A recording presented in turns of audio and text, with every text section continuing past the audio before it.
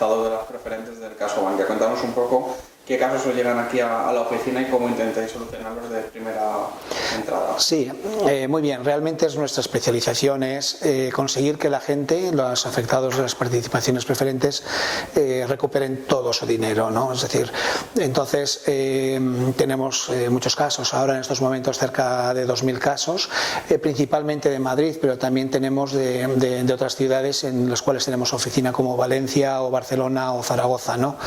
¿Qué casos vienen? Pues la mayoría son gente normal que confió en el director de su oficina, que le ofreció un producto muy interesante, que les hicieron creer de que era algo parecido a un plazo fijo, sin advertirles de los riesgos y de la complejidad que tenía.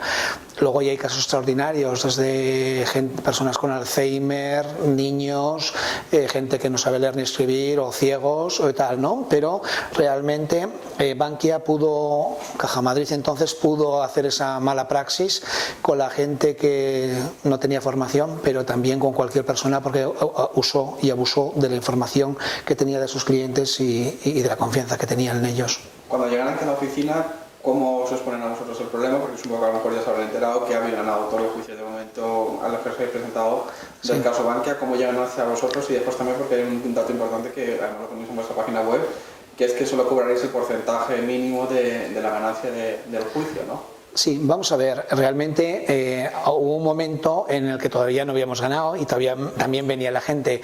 Supongo que las personas ahora, evidentemente, cuando saben que estamos ganando los casos y que los clientes van a recuperar el 100% y les ha salido el caso gratis, pues se animan más, ¿no? Pero antes de ganar también venían porque realmente nuestra oferta era mucho más clara y más sincera que la que podría hacer cualquier otro abogado. Nosotros vinculábamos básicamente cobrar bajo el éxito, ¿no? Y además, si hubiera una condena a costas a Bankia, que es lo que ha producido siempre, pues al final lo pagaba todo Bankia, porque el juez le condenaba a pagar los abogados y los procuradores, tasas judiciales, todo tipo de gasto, ¿no? Pero yo digo que al principio venían simplemente porque nos veían que íbamos sinceros, porque realmente nuestro beneficio solamente existía si el cliente ganaba. Hace poco mandasteis ya el comunicado oficial de que una pareja anciana recupera el dinero que invirtió en Bankia en una operación engañosa con preferentes. ¿Cómo se desarrolló este juicio y cómo llegó esta familia que no es de Madrid a vosotros, ni de Madrid, ni de Barcelona, ni de Valencia, ni de Zaragoza? Sí, pues en este caso realmente es un caso pues quizá un poquito no habitual, aunque ocurre. Se nos puso en contacto el hijo de ellos y dada la lejanía, porque estos son de Cantabria concretamente, este matrimonio, nos pusimos en contacto telefónicamente y estuvimos discutiendo el caso, nos aportaron toda la documentación y vimos que era pues absolutamente viable, ¿no? Además era significativo el hecho de que el director de la oficina le había puesto de su puño y letra que podía recuperar el dinero en 5 años, que lo comparaba con un plazo fijo, o sea, era de una obviedad absoluta. Ellos no sentían que lo iban a ganar porque luego habían firmado todos los papeles y tal, pero nosotros veíamos que era claro.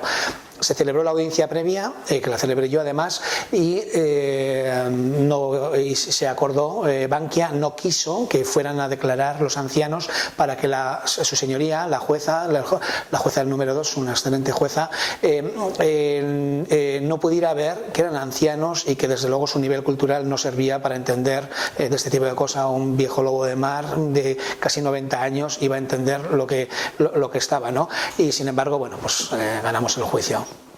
Comentabas que son personas mayores, sobre todo la que están viniendo. ¿Cuál es el miedo de la familia? ¿No? Porque el miedo de las personas que acuden aquí es no recuperar el dinero que invirtieron. Sí. El miedo de la familia cuando se pone en contacto con vosotros, ¿cuál es la principal preocupación que os demuestran a ustedes? Bueno, al pensar que la mayoría son ancianos, porque hay un hecho sociológico que los que tienen ahorros son los mayores, ¿eh? Los jóvenes tienen deudas, los que tienen suerte de tenerlas porque realmente los bancos no dan.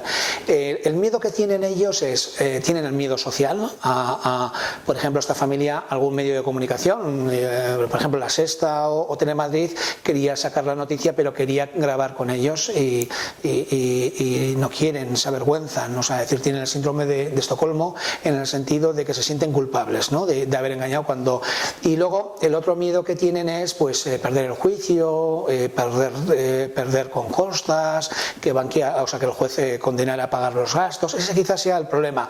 Lo que pasa que nosotros sinceramente pues nosotros solamente cogemos casos que creemos que vamos a ganar, o sea, ya de entrada. Entonces le decimos, mire, nuestra opinión es la que es, no le podemos garantizar nada, pero la ley lo pone muy claro. La ley dice que en caso de duda es el banco el que tiene que demostrar que lo ha hecho bien, ¿no?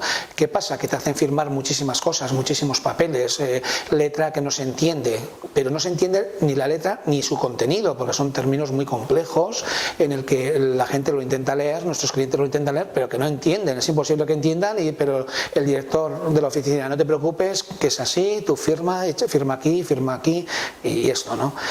Luego tenemos una ventaja y es que Caja Madrid, entonces, Bankia, el papeleo lo hizo mal. Tenía que hacer una serie de test y de cosas que le mandaba la ley, y lo hizo de una manera absolutamente burlándose de la ley. Por ejemplo, les mandaba hacer un test para evaluar los conocimientos donde las X ya venían hechas por el propio ordenador, con las respuestas ya hechas, y la ley les dice que tenía que hacer un test para comprobar, para asegurarse que esa persona sabe lo que está comprando, y les ponen solamente 4 preguntas que no sirven para nada. No les pone 40 ni nada, le pone 4 preguntas que además ni se molestan en preguntárselas, porque ya le dice firma el test que ya ni siquiera les dice que es un test en la mayoría de los casos. Suponemos que para Bankia estáis siendo un estorbo dentro del proceso que están llevando, porque vosotros estáis demostrando que si se denuncia se puede ganar, y ellos lo que están demostrando es que aunque yendo a juicio el dinero no van a recuperar nunca, pues están dando otras opciones, ¿no? ¿Qué opción está dando Bankia que vosotros nos recomendáis que siga? Sí, vamos a ver, esto sí que es realmente importante, y realmente Bankia está muy incómoda con nosotros por lo que estás comentando.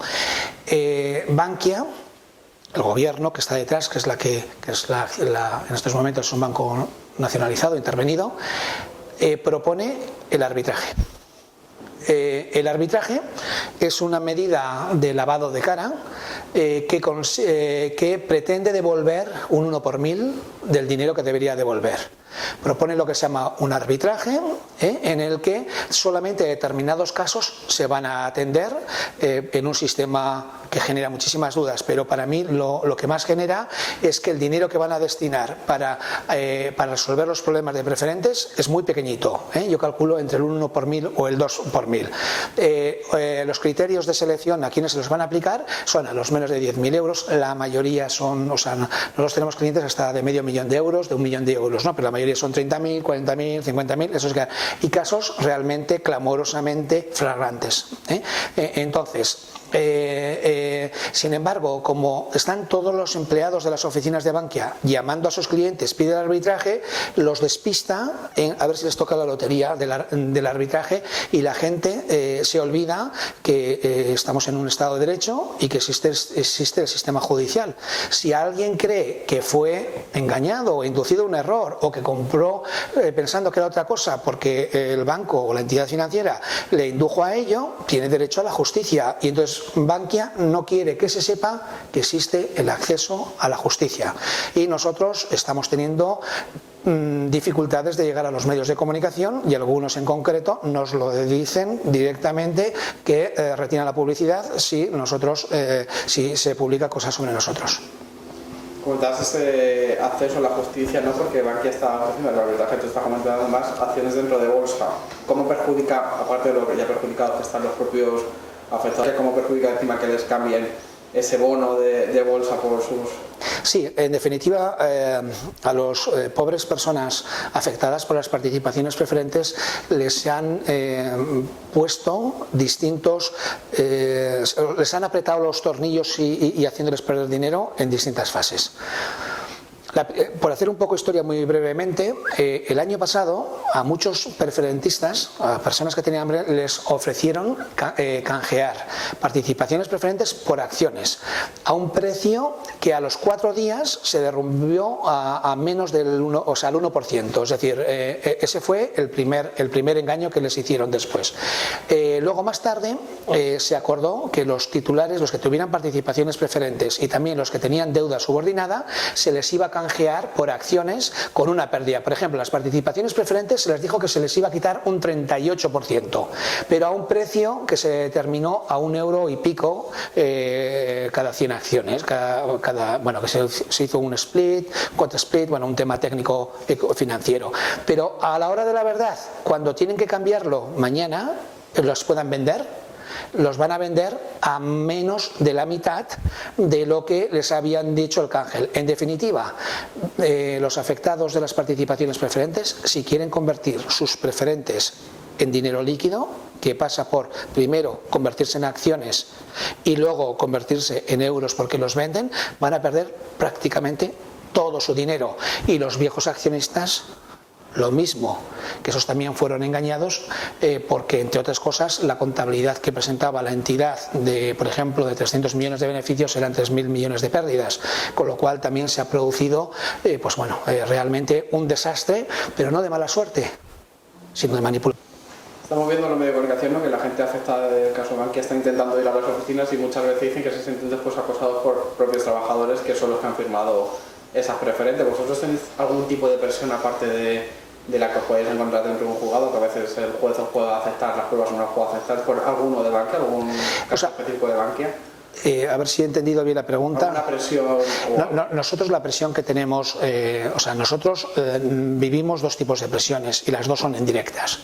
Una, que nuestros clientes nos están llamando continuamente porque sienten la presión de las oficinas de los bancos, en los cuales les dicen: firme esto, solicite el arbitraje, confíe, no demande, que le vamos a dar una solución, ¿no? Esa la hemos notado desde el principio, ¿vale? Es decir, en el que realmente todavía insisten y les funciona. ¿Por qué? Porque siguen confiando los abuelos, las personas mayores, sobre todo siguen confiando en la persona, no terminan de creérselo, ¿no? Y nosotros la presión que tenemos, la presión que sentimos es los medios de comunicación, en el que Bankia pues hace eso.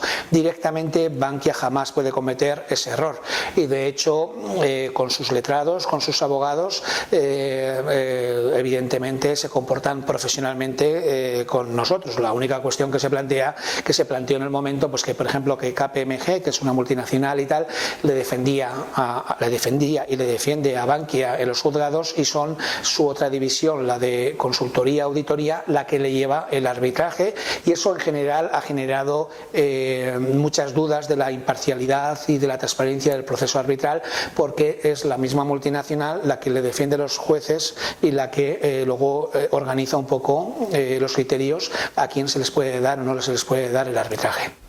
Hace poco vivimos, el viernes vimos en la audiencia que fueron a declarar todos los principales presidentes de los bancos.